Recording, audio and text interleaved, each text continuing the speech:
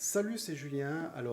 Dans cette vidéo, je vais t'expliquer un petit peu comment maîtriser tes ISO en photographie de paysage. Je vais t'expliquer comment les utiliser et quels sont les meilleurs réglages pour la photographie de paysage.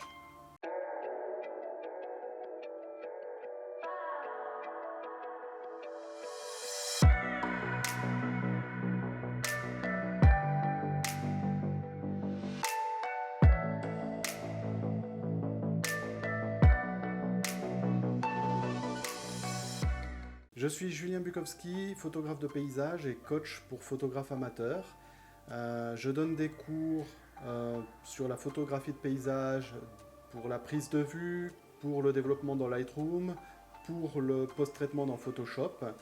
Si tu es nouveau sur ma chaîne, n'hésite pas à t'inscrire ou t'abonner plutôt pour être informé en fait des nouvelles vidéos. Alors les ISO, c'est quoi? Alors j'aime bien comparer les appareils photo avec nos yeux parce que finalement nos yeux c'est un petit peu comme nos téléphones aujourd'hui, on les emmène partout, il n'y a pas un endroit où le téléphone ne nous suit pas. Et en fait, nos yeux c'est un petit peu pareil, et ce qui me permet d'expliquer beaucoup plus facilement en fait en utilisant les yeux, en utilisant les propriétés sur les yeux. Et puis c'est aussi plus facile pour toi de comprendre puisque tu en as aussi. Donc voilà. Si on fait une analogie justement avec les yeux par exemple, imaginons qu'on a un œil humain qui va capter à ISO 100, enfin qui va être à ISO 100, et puis imaginons par exemple à ISO 3000, on aurait l'œil du chat qui va lui permettre de voir la nuit. Alors bien sûr, c'est pas suffisant en fait d'être à ISO 3000 pour pouvoir voir la nuit, mais en tout cas, voilà, avec ISO 300, tu vas capter beaucoup plus de lumière et tu vas pouvoir voir justement quand il fait beaucoup plus sombre. Je pense que tu comprends le principe. Mais maintenant, à quoi ça sert en photo de paysage?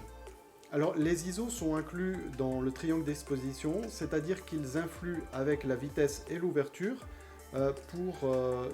pour modifier en fait l'exposition. C'est-à-dire que si tu fais augmenter tes ISO, tu vas pouvoir conserver une vitesse convenable qui va t'éviter par exemple le flou de bouger si tu prends des photos à main levée. D'accord? Si par contre tu es sur trépied et puis admettons par exemple que tu as beaucoup de vent, eh bien tu vas devoir monter la vitesse. Tu vas devoir passer à une vitesse qui est plus ou moins de 1 sur 100, voire 1 sur 200 s'il y a beaucoup de vent. Si tu as par exemple des herbes ou des petits arbustes ou des feuilles d'arbres justement et que tu veux que ce soit net, il va falloir que tu montes cette vitesse à 1 sur 200 par exemple. En augmentant cette vitesse, tu vas perdre en luminosité, tu vas perdre en exposition. Tu vas donc devoir augmenter d'un autre côté tes ISO de façon à compenser. D'accord? C'est un peu le principe des vases communicants. Donc finalement, tu vas compenser en ISO pour conserver cette vitesse rapide et avoir une exposition correcte. Autre chose, tu pourrais éventuellement, plutôt que d'augmenter les ISO, tu pourrais augmenter ton ouverture de diaphragme. Le problème, c'est qu'en photographie de paysage, plus tu vas ouvrir ton diaphragme, plus tu vas perdre en profondeur de champ. Et du coup, ça ne fonctionne pas tellement, puisque en photo de paysage, on va vouloir une zone de netteté, une profondeur de champ qui est assez importante. Mais alors, augmenter ces ISO, en fait, a une conséquence néfaste pour la photographie de paysage. C'est que plus tu vas faire augmenter tes ISO, plus tu vas faire augmenter le grain ou bruit de l'image. Tu sais, ce grain ou ce bruit, c'est en fait des petits points en fait, qui apparaissent sur ton image, des petits points un petit peu de toutes les couleurs qui apparaissent sur ton image, et puis du coup tu as une image un petit peu moins nette, un petit peu moins douce, un petit peu moins claire, moins propre. Tu peux par exemple faire le test en prenant une photo dans un endroit assez sombre et en montant largement les ISO. Tu vas voir ce que ça donne, tu vas voir que tu vas avoir une photo assez granuleuse. Alors ça a un certain style bien sûr, mais bon, en photographie de paysage, on préfère des photos nettes, claires, propres, etc.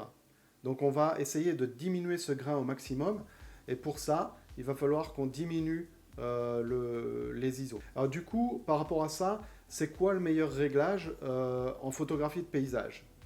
Alors je pense que tu as bien compris, en fait en photographie de paysage, on va vraiment chercher à avoir les ISO le plus bas possible, c'est-à-dire qu'on va rester au niveau de ISO 100.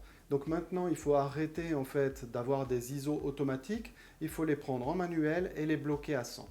Bien sûr, si tu as vraiment besoin, si tu commences à être un petit peu, à avoir une scène assez sombre, etc., tu pourras toujours les monter à 200 ou les monter éventuellement à 400. On ne va pas avoir trop d'impact de 200 à 400, surtout avec les appareils photo de nos jours.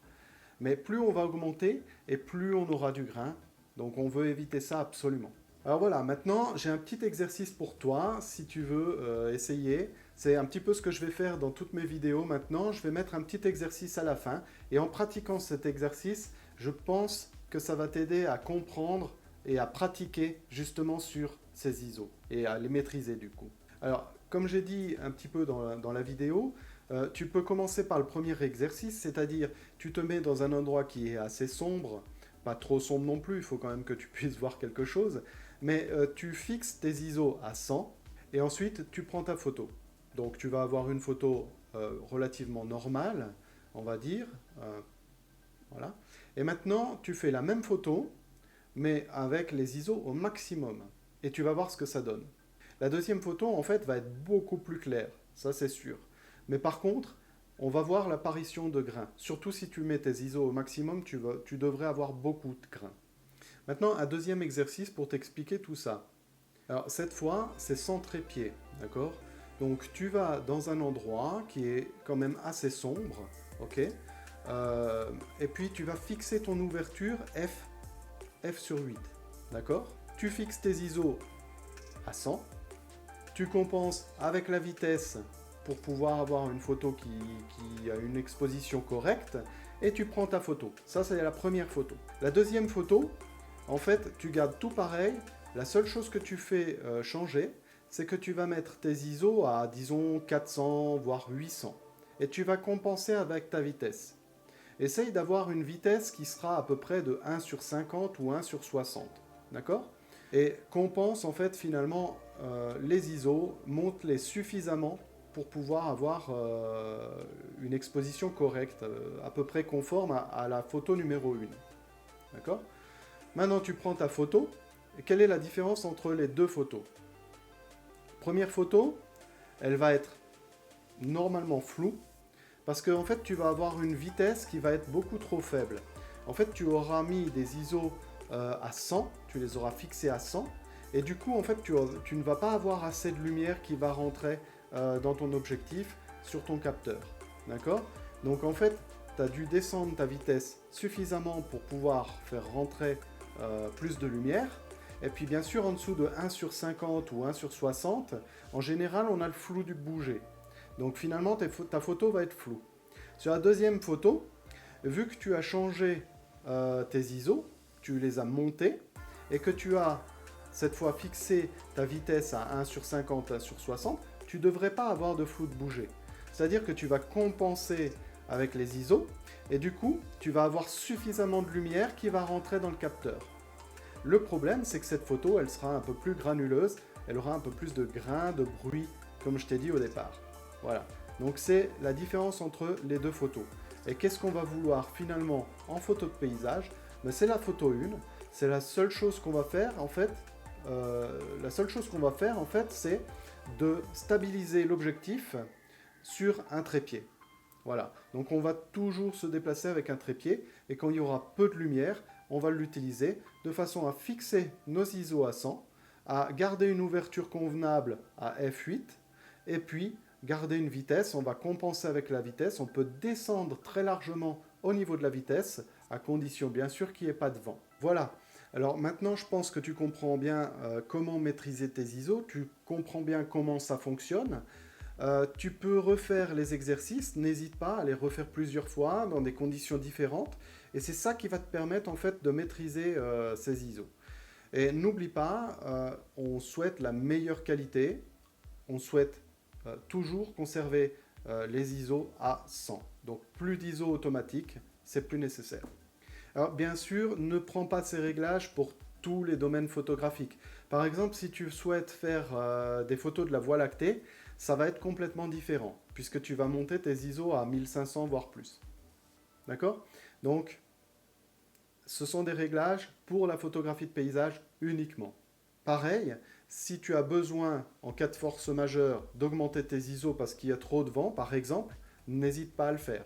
Alors, n'hésite pas à commenter cette vidéo, n'hésite pas à la partager, à t'abonner, à mettre un pouce au-dessus. Bref, tout ce qui peut m'aider, tout ce qui peut m'encourager. Et puis également, j'aimerais avoir tes impressions et ce que tu en penses en commentaire. Est-ce que tu as compris? Est-ce que je dois faire d'autres vidéos pour expliquer d'autres domaines photographiques ou d'autres techniques photographiques pour la photo de paysage notamment? Dis-moi tout ça en commentaire. Et puis on se voit bientôt, probablement la semaine prochaine. Et je te dis à bientôt donc. On progresse ensemble. Allez, ciao!